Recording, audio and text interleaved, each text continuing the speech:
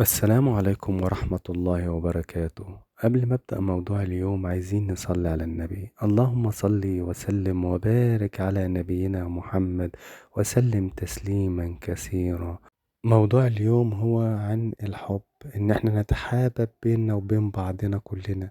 كل مسلم يحب أخوه المسلم بدون إن هو يكون في بغض ما بينهم. طب إزاي؟ وإزاي نكمل إيماننا بالحب؟ يعني انت لو ما حبيتوش تبقى كده مش مؤمن؟ ايوه، ده اللي قاله الرسول عليه الصلاة والسلام. قال رسول الله صلى الله عليه وسلم: لا تدخلون الجنة حتى تؤمنوا، ولا تؤمنوا حتى تحابوا.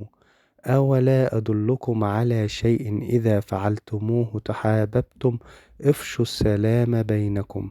يعني من الإيمان إن احنا نحب بعض، وعشان نبقى مؤمنين ونخش الجنة لازم نتحابب بيننا وبين بعضنا، ميبقاش بيننا كراهية. وعشان نحب بعض لازم نسلم على بعض، يعني نقول السلام عليكم ورحمة الله وبركاته، نحيي بعض. ده يخلي في حب وود ما بيننا. لكن لما متسلمش ولا تلقي السلام بينك وبين اخواتك وتمشي كده، فيتقال عليك متكبر، وتبتدي في بغض وكره بينكم وبين بعض. فربنا يجعلنا نتحابب بيننا وبين بعضنا يا رب. اللهم صل وسلم وبارك على نبينا محمد وسلم تسليما كثيرا.